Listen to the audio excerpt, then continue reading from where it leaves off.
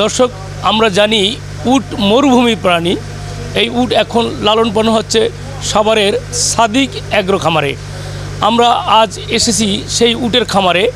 আমরা কথা বলবো এখানকার যারা উট পরিচর্যা করেন, লালন পালন করেন, তাদের সাথে উট কী খাচ্ছে, কীভাবে লালন পালন করছে, আমরা সে বিষয়ে কথা বলবো।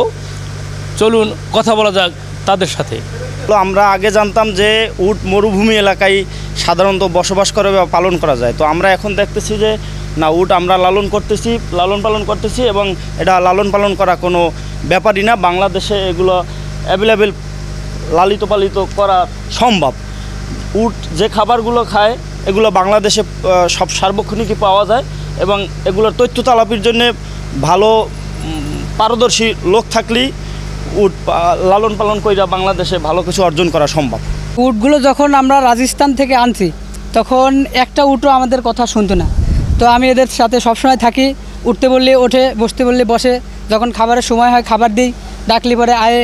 এদের সকালকের খাবার ছোলা, ভুট্টা, জব এগুলো দিই এবং দুপুরে এদের ডারবি দিই এবং গোসল করানোর পরে আবার বিকালে ঘাস দিই, কাঁচা ঘাস। আমরা ছোটো আনছি, এখন বড় হয়েছে গা, আমরা ভালতে আসি, লালন পালন করতে আসি। এখন শুকনা খাবার খাইতে আছে, কাঁচা ঘাস খাইতে আছে, মানে কোন সমস্যা হইতে আছে, নালে দিলে ভালো হইতে আছে।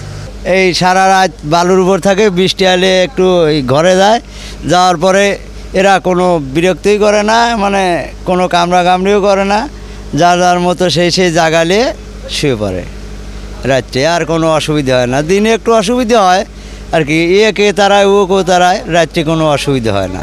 দেখতে আসলাম, আমি শুনছি যে এখানে সুন্দর একটি উটের খামার আছে, তো সেই জন্য এখানে আসছি উটকে দেখার জন্য। আমার এক বড় ভাইয়ের জন্য একটা উট ইনশাল্লাহ ক্রয় করতে চাচ্ছি এবার।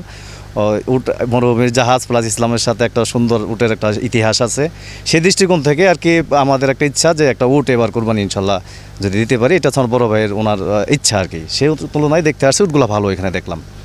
দামগুলোও রিজনেবলের মধ্যেই মনে হচ্ছে। দেখা এখানে ওনারা দুটা উট বিক্রি করছে 50 লক্ষ টাকা আনুমানিক বলছে, এখানে 25 লাখ মানে উনি দাম বলতেছে আর কি। দর্শক, আমরা এতক্ষণ কথা বলছিলাম এই সাদিক অ্যাগ্রো খামারের কর্মীদের সাথে, তারা কিভাবে উট লালন পালন করছেন, কি খাচ্ছে, সেই সব বিষয়ে আমরা কথা বলেছি এখানে যারা উট ক্রয় করতে আসা লোকজনের সাথে।